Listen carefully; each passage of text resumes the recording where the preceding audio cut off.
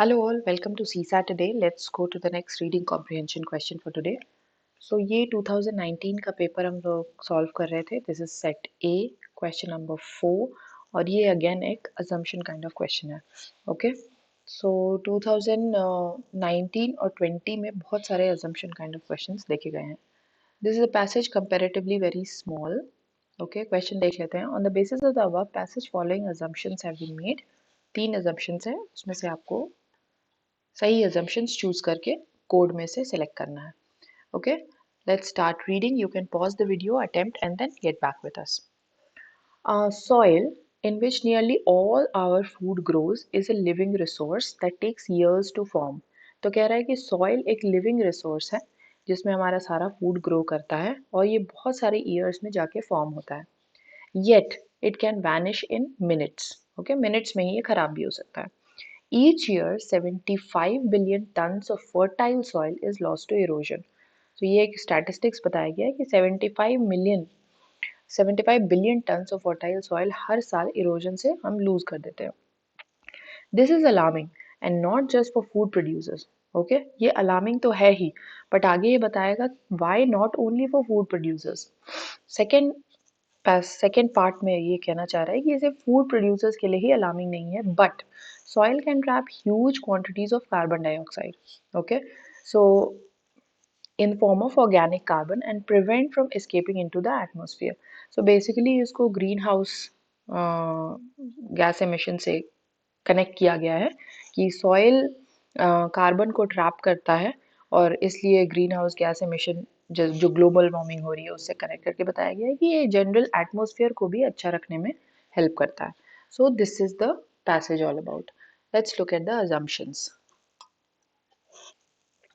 On the basis of the above passage, following assumptions have been made. So पहला है large scale soil erosion is a major reason for widespread food insecurity.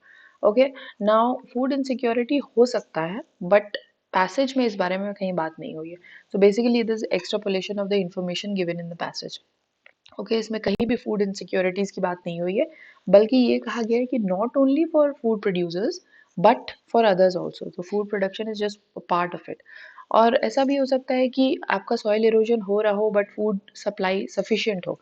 सो ये कहीं establish नहीं किया गया है fact, so will not go by this. Soil erosion is mainly anthropogenic. Anthropogenic word का मतलब होता है कि man made.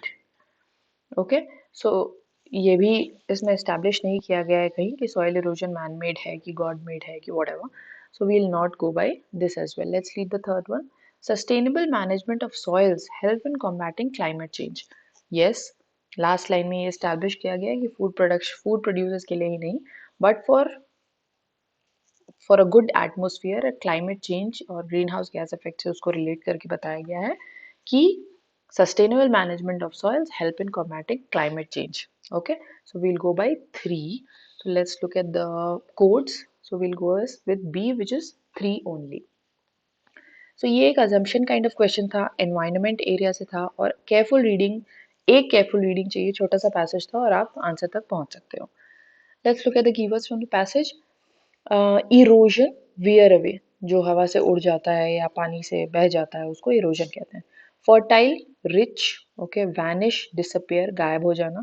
Quantities, amounts. Organic carbon, okay, बायोमैटर.